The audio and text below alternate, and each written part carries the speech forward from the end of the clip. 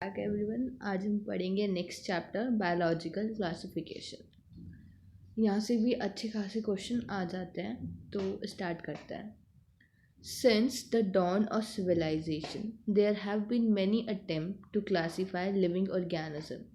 It was done instinctively, not using criteria that was scientific but born out of a need to use organism for own use, for food shelter and clothing. अब ये कह रहे हैं कि जब से civilisation start हुई है तब से बहुत सारे अटेम्प्ट किए गए हैं लिविंग ऑर्गेनिजम्स को क्लासिफाई करने के लिए। पहला क्राइटेरिया जो हमने यूज़ करा वो साइंटिफिक नहीं था, वो हमारी बेसिक नीड्स के अकॉर्डिंग या उस पर बेस था क्लासिफिकेशन की, जो हमारी बेसिक नीड्स को फुलफिल कर सके उसके अकॉर्डिंग हमने उनको क्लासिफाई किया। Aristotle was the earliest to attempt a more scientific basis for classification. Aristotle पहले थे जो सबसे जिन्होंने एक साइंटिफिक अटेम्प्ट किया, एक साइंटिफिक बेसिस पे गए क्लासिफाई करने के लिए ऑर्गेनिज्म को।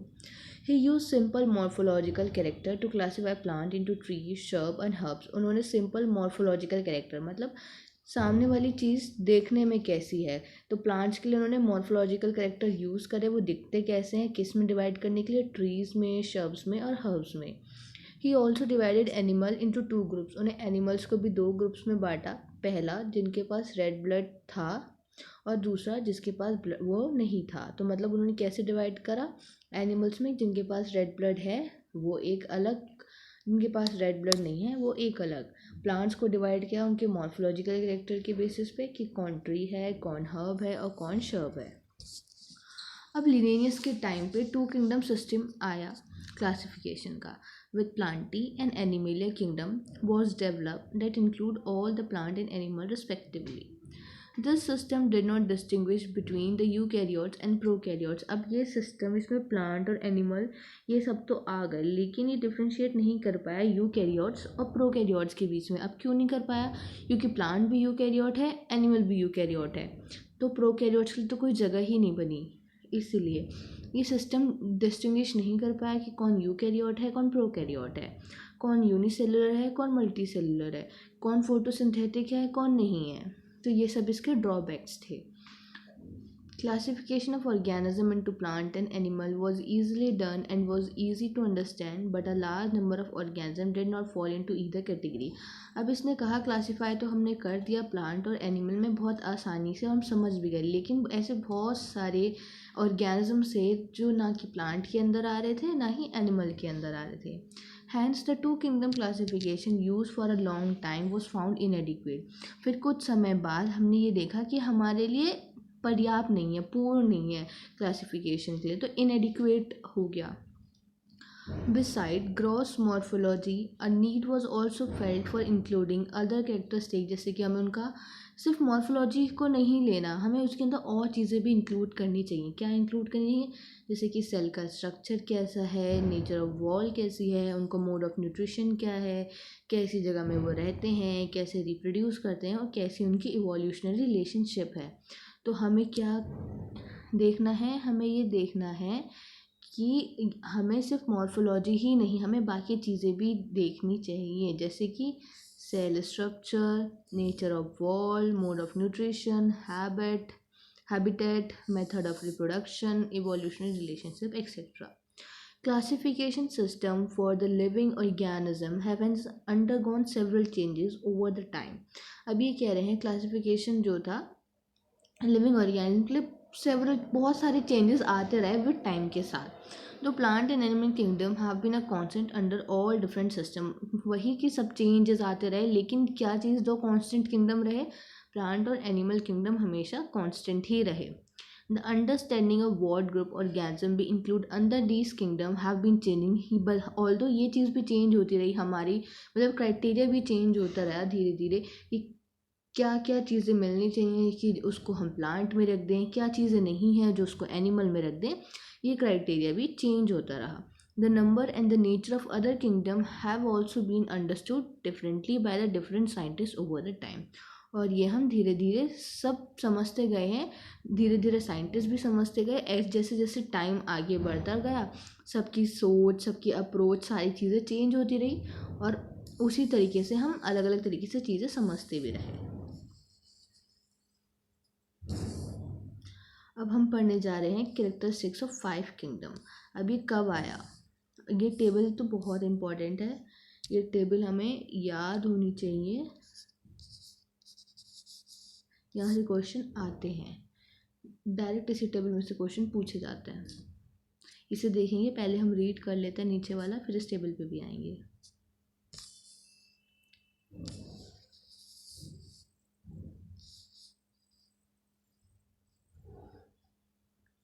R.H. विटेकर, ये साइंटिस्ट थे जिन्होंने लाया 5 किंगडम क्लासिफिकेशन। कौन से ईयर में? 1969। ये ईयर हम याद रहेगा, वैसे जब हम पढ़ लेते हैं फिर भी याद रहना चाहिए।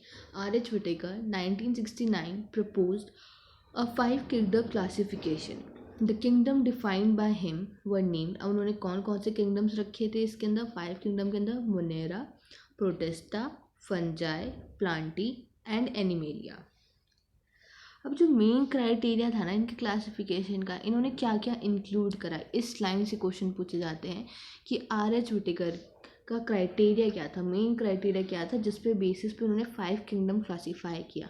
तो ये लाइन इंपॉर्टेंट है, यहाँ से क्वेश्चन पूछा जाता है। Include cell structure, body organization, mode of nutrition, reproduction and phylogenetic relationships. ये यहाँ से क्वेश्चन पूछते हैं, तो हमें ये चीज़ याद रखनी है कि क्या मेन क्राइटेरिया था उनका क्लासिफाई करने का। अब ये लिखा है उन्होंने, table 2.1 gives a comparative account of different characteristic of the 5 kingdoms. उस पर हम अभी जाएंगे।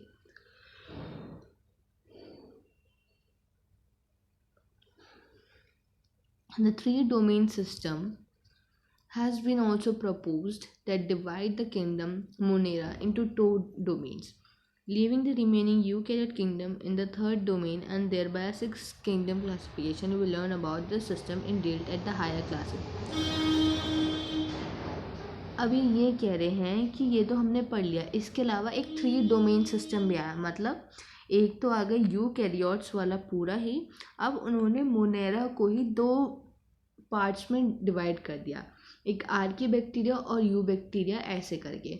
तो ये 3 डोमेन कंसिडर किए जाते हैं। जब मोनेरा को हम डिवाइड कर देंगे 2 पार्ट्स में तो टोटल 6 हो जाएगा, और इसके अंदर आता है 6 किंगडम क्लासिफिकेशन। ये इतना इम्पोर्टेंट नहीं है और ना इससे पूछा जाएगा, इससे हम आगे बढ़ते हैं। बस इन्होंने बता दिया, हल्का सा इंट्रोडक्शन दिया कि 5 किंगडम के बाद एक 6 किंगडम क्लासिफिकेशन भी आया, जिसमें मोनेरा के ही 2 पार्ट्स कर दिए गए, जिसके वजह से वो बना 6 kingdom classification. Let us look at the 5 kingdom classification to understand the issues and the consideration that influence the classification system. अब ये कह रहा है, हम यहाँ देखते हैं वो सारे इश्यूज जिनको कंसिडर किया गया और जिसकी वजह से हमारा क्लासिफिकेशन सिस्टम आया। Earlier classification system include bacteria, blue-green algae, fungi, moss, fern, gymno and angiosperm under plants. अब ये कह रहे हैं जब पहले क्लासिफिकेशन सिस्टम था उसमें बैक्टीरिया ले लो, ब्लू ग्रीन एल्गी लो, फंगी लो, मॉसेस, फर्न, जिम्नो, एंजियो, इन सबको एक प्लांट किंगडम के अंदर उठा के रख दिया गया। अब किस कैरेक्टर के बेसिस पे रखा गया? The character that unified this whole kingdom was that all organism include had a cell wall in their cell. इन सबको उठा के पहले क्लासिफिकेशन के टाइम पे प्लांट में क्यों रखा गया? सिर्फ एक कॉमन कैरेक्टर देख के, क्या कि इन सबके पास सेल वॉल थी उनके सेल्स में, इसलिए इन सबको उठा के रख दिया गया प्लांट किंगडम में। This place together group which widely differ other characteristics. अब इसने कहा ऐसे करने से कि बहुत सारे ग्रुप ऐसे बन गए या ऐसे सब प्लेस हो गई चीज़ें जो एक दूसरे से बहुत डिफरेंट थे, बस एक ही कैरेक्टर को देख के रख दिया गया, जिसके वजह से वो एक किंगडम के अंदर आ गए। बट ये गलत था क्योंकि उनके अंदर बहुत सारे डिफरेंसेस थे।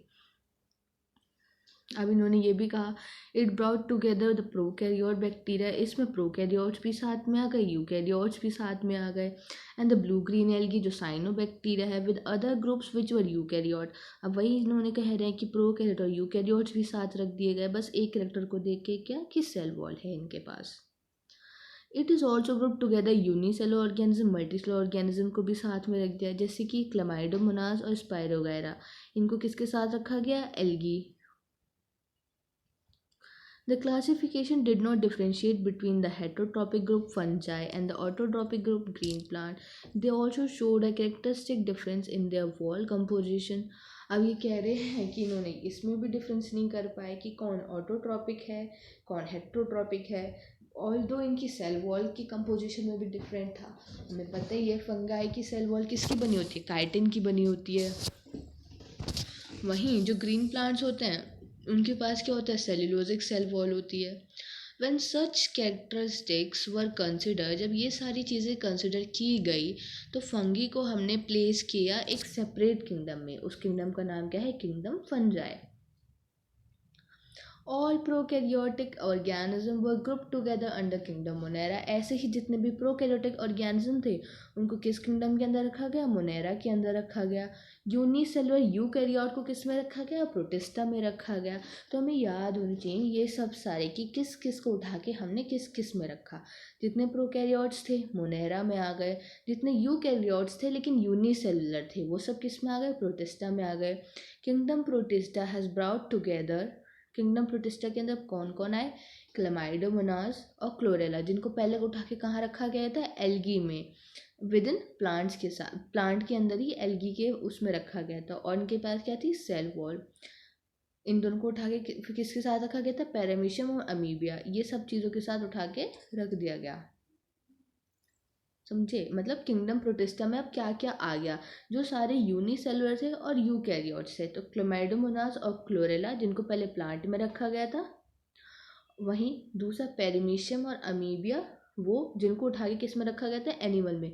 लेकिन अब ये सब किसके अंदर आते हैं, ये सारे आते हैं किसके अंदर, किंगडम प्रोटिस्टा के अंदर।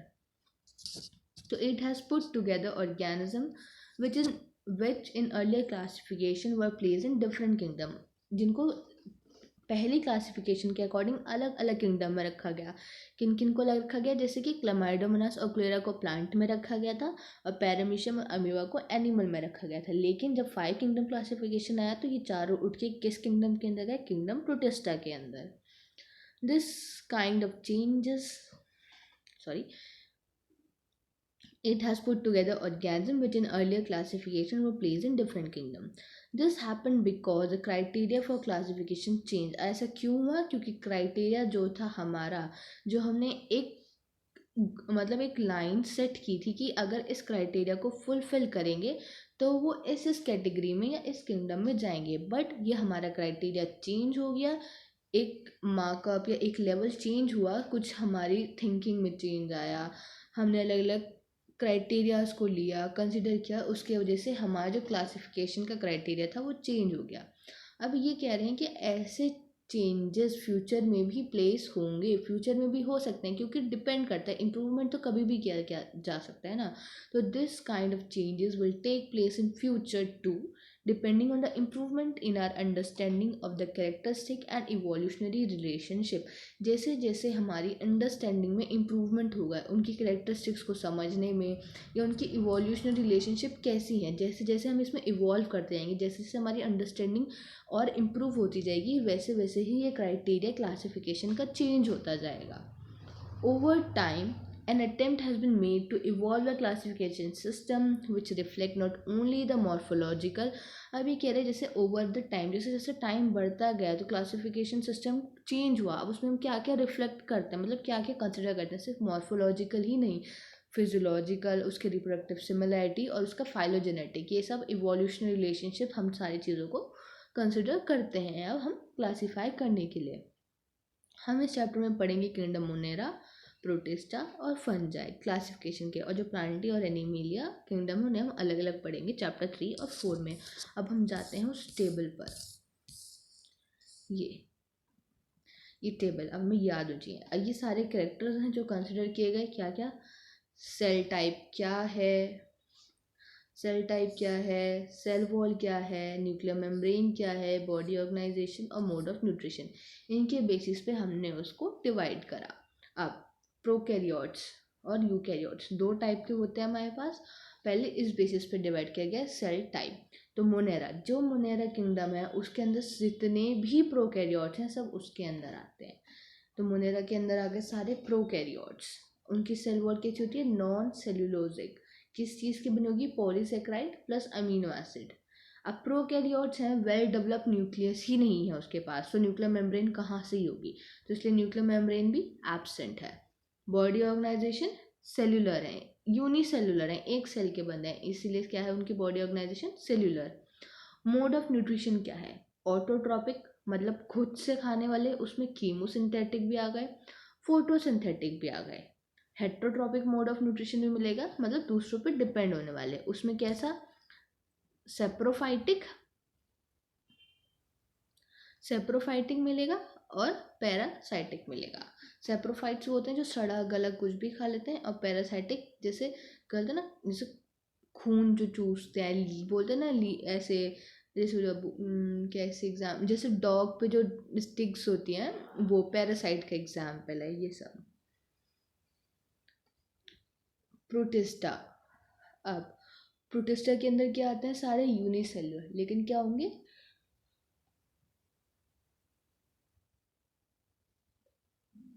प्रोटिस्टा के अंदर क्या आता है, यूकैरियोटिक, लेकिन सारे यूनिसेलुलर, जितने भी यूनिसेलुलर थे और यूकैरियोट्स थे वो सब आ गए प्रोटिस्टा के अंदर। सेल वॉल कुछ कुछ में प्रेजेंट होगी, न्यूक्लियर मेम्ब्रेन ऑब्वियसली होगी, जब वेल डेवलप न्यूक्लियस है तो न्यूक्लियर मेम्ब्रेन भी होगी। बॉडी ऑर्गेनाइजेशन सेलुलर, क्योंकि जितने भी यूनिसेलुलर थे वो सब इसके अंदर आ गए। फिर मोड ऑफ न्यूट्रिशन कैसा है, ऑटोट्रॉपिक, उसमें फोटोसिंथेटिक मिलेगा, और हेट्रोट्रॉपिक जो दूसरों पे डिपेंड रहने वाले हैं। फिर आया हमारा थर्ड किंगडम, किंगडम फंजाई। इसका cell type eukaryote, cell wall present होगी, किसकी बनी होगी, काइटिन की होगी, न्यूक्लियर मेम्ब्रेन भी प्रेजेंट होगी। अब बॉडी ऑर्गेनाइजेशन कैसी हो जाएगी इसकी, यूनिसेलुलर सब प्रोटिस्टा तक खत्म हो गए, अब इसमें आ जाएंगे मल्टी सेलुलर और लूज टिश्यू वाले।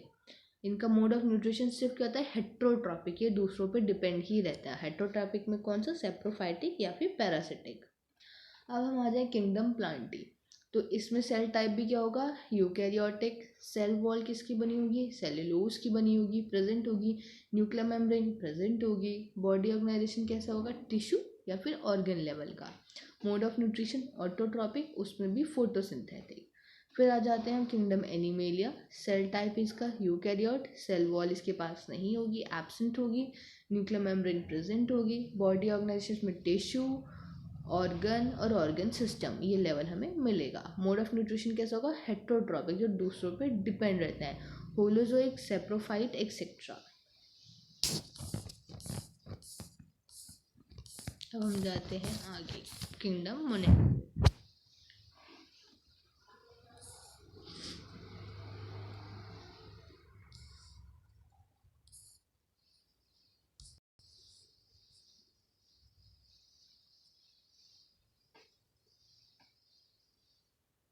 Kingdom Monera. बैक्टीरिया, बैक्टीरिया क्या है, इसके सोल मेंबर्स हैं, मतलब इस किंगडम के अंदर जो है बैक्टीरिया ही मेन है। जितने भी बैक्टीरिया हैं वो सब आते हैं किंगडम मोनेरा के अंदर। तो bacteria are the sole member of the kingdom Monera. They are the most abundant micro organism. क्या है ये, सबसे अबेंडेंट माइक्रो ऑर्गेनिजम्स हैं। बैक्टीरिया अकर ऑलमोस्ट एवरीवेयर, हर जगह आपको मिलेंगे। Hundred of bacteria are present in a handful of soil. अगर आप एक मुट्ठी मिट्टी भी उठा लेना तो उसमें हंड्रेड्स ऑफ बैक्टीरिया आपको मिल जाएंगे। They also live in extreme habitats, वो ऐसी ऐसी जगह पे पाए जाएंगे जहाँ आप सोच नहीं सकते, जहाँ पे जो सिचुएशन होती है एक्सट्रीम लेवल पे होती है, जैसे कि hot spring, desert, snow, deep ocean, where very few other life form can survive, जहाँ पे बहुत ही कम लाइफ फॉर्म सर्वाइव कर सकती हैं, ये ऐसी ऐसी जगह पे भी पाए जाते हैं। Many of them live in और on the other organism as parasite, जिसमें से अभी कह रहे हैं कि कुछ ऐसे भी बैक्टीरिया हैं जो ऑर्गेनिज्म के ऊपर या ऑर्गेनिज्म के अंदर रहते हैं एज अ पैरासाइट बन के। जो ऑर्गेनिज्म के ऊपर रहते हैं वो होते हैं एक्टोपैरासाइट्स, जो ऑर्गेनिज्म के अंदर रहते हैं वो होते हैं एंडोपैरासाइट्स। तो हमें ये यहाँ से देखना है, many of them live in और on the other organism as parasites. Bacteria are grouped under 4 categories. Bacteria को कितनी कैटेगरीज में बांटा गया है? 4 कैटेगरीज में बांटा गया है, वो भी किस बेसिस पे? उनकी शेप के बेसिस पे। द स्फेरिकल कोकस जिसे बोलते हैं हम cocci, the rod shaped bacillus जिसे बोलते हैं बैसिलाई, द कॉमा शेप्ड विब्रियम जिसे बोलते हैं विब्रियो, और स्पाइरल जिसे बोलते हैं स्पाइरुलम या स्पाइरुला। तो ये क्या है? ये शेप है इसकी बैक्टीरिया की, जिनके बेसिस पे हमने इनको 4 टाइप में डिवाइड कर दिया। कोकाई,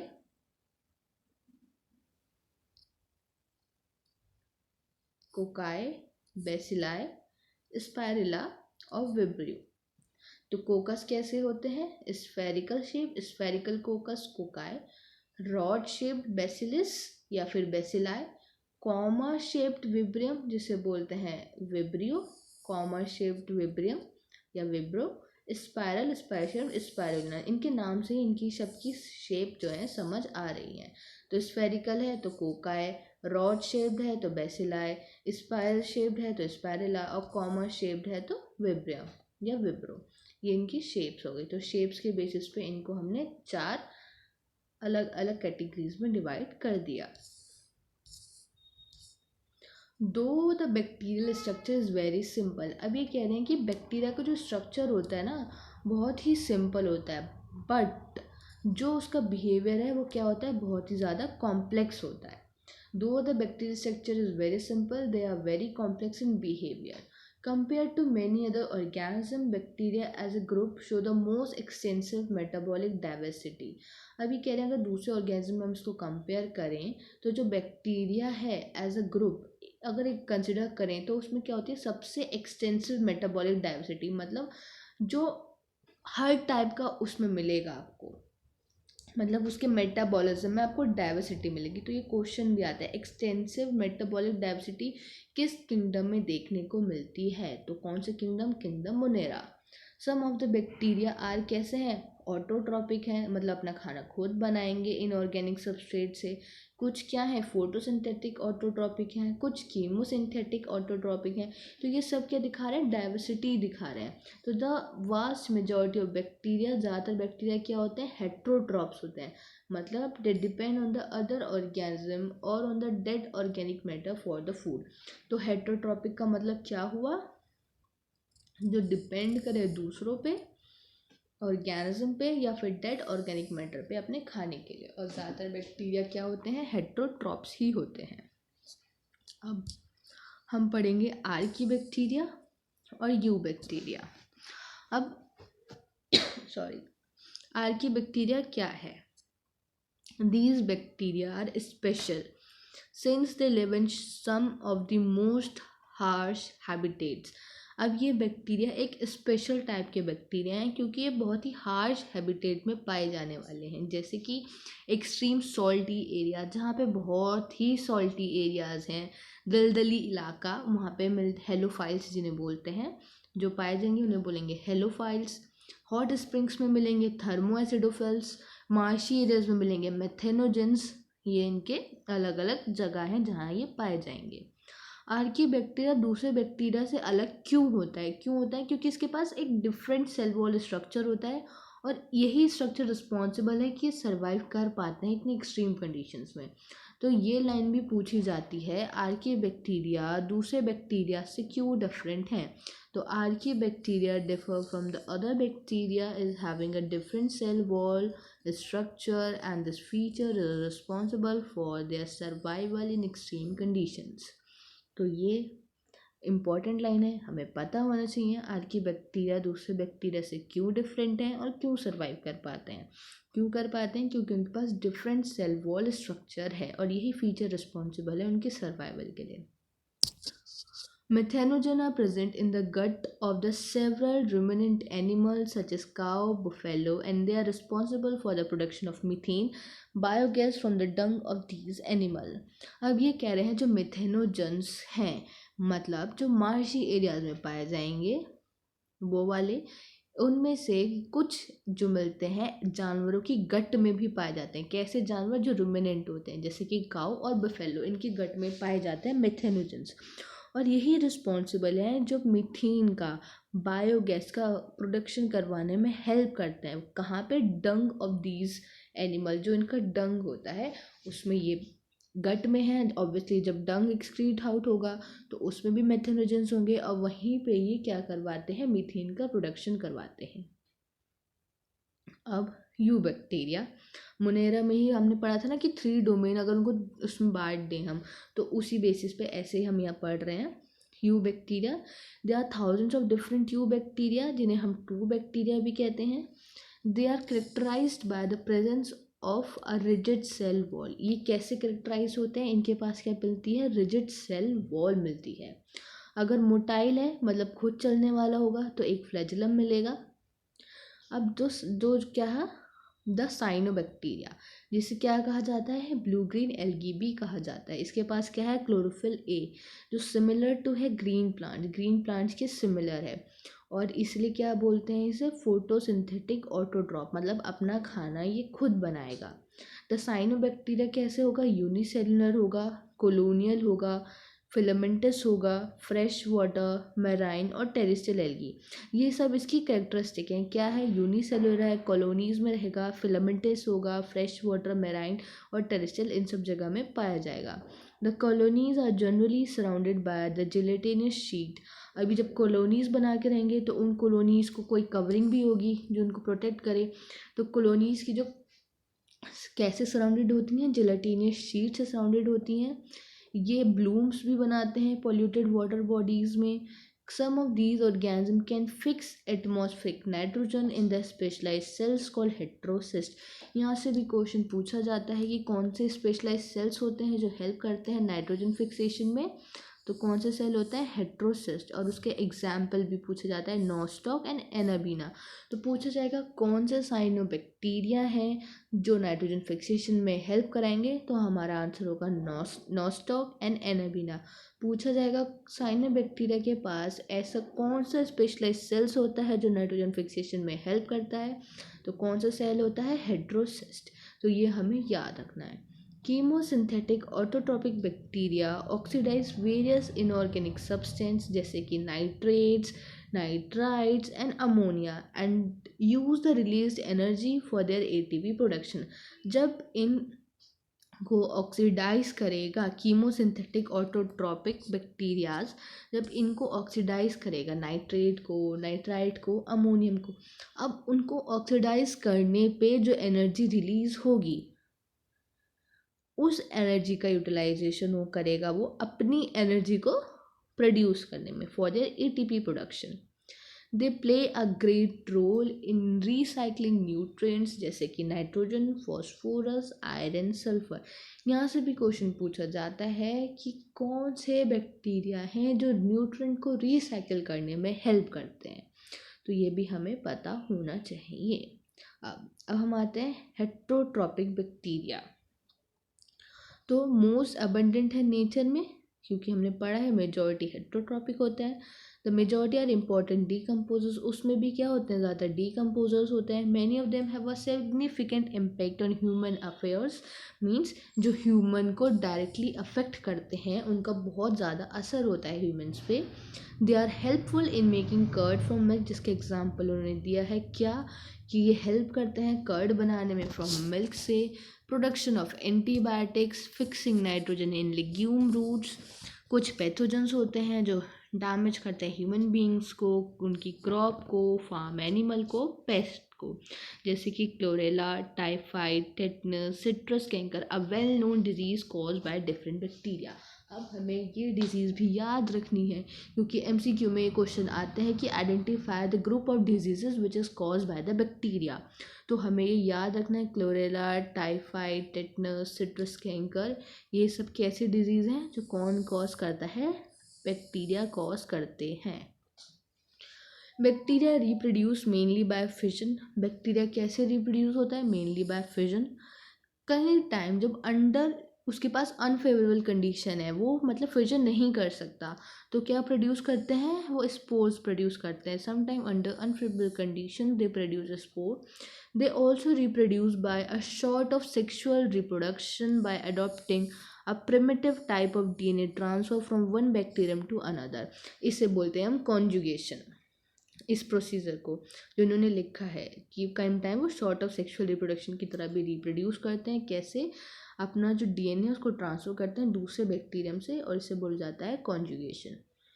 तो जो मोनेरा किंगडम हमने पढ़ा उसमें पढ़ा क्या, आर्की बैक्टीरिया और यू बैक्टीरिया। आर्की बैक्टीरिया वो बैक्टीरियाज थे जो एक्सट्रीम कंडीशंस में मिलने वाले थे, जैसे कि मेथेनोजन, थर्मोएसिडोफिल्स, ये सारे मेथेनोजन्स रेमिनेंट ऑफ एनिमल्स के गट में मिल रहे थे जो मीथेन के प्रोडक्शन में हेल्प कर रहे थे। फिर हमने पढ़ा यू बैक्टीरिया जिन्हें हम ट्रू बैक्टीरियाज भी कहते हैं। इसके अंदर क्या आ गए, साइनो बैक्टीरिया आ गए या ब्लू ग्रीन एल्गी बोल दो। फिर उसमें फोटोसिंथेटिक ऑटोट्रॉप्स पढ़े हमने, कीमोसिंथेटिक ऑटोट्रॉप्स पढ़े, हेटरोट्रॉपिक पढ़े। हमने ये देखा कि उनके पास स्पेशलाइज सेल्स होते हैं जो किस में हेल्प करते हैं, नाइट्रोजन फिक्सेशन में हेल्प करते हैं। उनके एग्जाम्पल थे नॉनस्टॉक, एनाबिना। फिर कुछ कीमोसिंथेटिक ऑटोट्रॉपिक बैक्टीरिया थे जो न्यूट्रिएंट की रिसाइकलिंग में हेल्प करते हैं और उनको ऑक्सीडाइज करते हैं। जब उनको ऑक्सीडाइज करेंगे और उस टाइम पे जो एनर्जी रिलीज होगी, फिर उस एनर्जी को वो यूज़ करते हैं ताकि अपनी एनर्जी का प्रोडक्शन कर सकें। हेटरोट्रॉपिक बैक्टीरिया मोस्टली डीकम्पोजर्स होते हैं, ज़्यादातर इनका इफ़ेक्ट पड़ता है ह्यूमन पे, ह्यूमन को डिजीज़ करते हैं, मतलब ह्यूमन में डिजीज़ कॉज करते हैं, उनके फार्म एनिमल्स में, पेट में, कर्ड बनाने में हेल्प करते हैं। फिर उन्हें कुछ डिजीज़ के एग्जाम्पल दिए कि सारी डिजीज़ बैक्टीरिया कॉज करता है। मेनली बैक्टीरिया रिप्रोड्यूस करेगा फिजन से, अनफेरेबल कंडीशन होगी तो स्पोर्स बनाएगा, और कई type primitive type of DNA transfer करता है या एक मेथड अडॉप्ट करता है जिसे हम बोलते हैं कॉन्जुगेशन। और जो माइकोप्लाज्मा है are the organism that completely lack a cell wall. इसके पास सेल वॉल नहीं होती। ये क्वेश्चन भी आता है ऐसा कौन सा बैक्टीरिया है या ऐसा कौन सा ऑर्गेनिज्म है जिसके पास सेल वॉल होती नहीं है और सबसे स्मॉलेस्ट लिविंग सेल है वो, तो उसे कहते हैं हम mycoplasma. They are the smallest living cell known.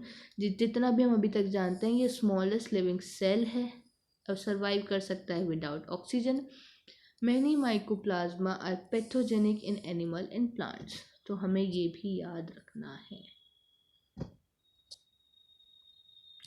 और कई बार इस डायग्राम को भी पूछ देते हैं, दे देते हैं, फिर पूछते हैं लेबल द सेल जो रिस्पॉन्सिबल है फॉर द नाइट्रोजन फिक्सेशन। तो ये रहा हेट्रोसिस्ट।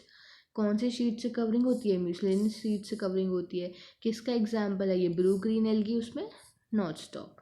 तो ये भी हमें एनसीईआरटी के सारे डायग्राम्स भी देखने हैं। तो यहाँ पे हमारा ख़त्म हो गया किंगडम मोनेरा। अब हम जो नेक्स्ट पार्ट है प्रोटिस्टा वो वहाँ से कंटिन्यू करेंगे नेक्स्ट वीडियो में। उसके आपको नोटिफिकेशन मिल जाएगा चैनल पे, तो काइंडली उसको सब्सक्राइब कर दीजिएगा और बेल आइकन पे प्रेस कर दीजिएगा ताकि आपको नोटिफिकेशन मिल जाए। Thank you, bye.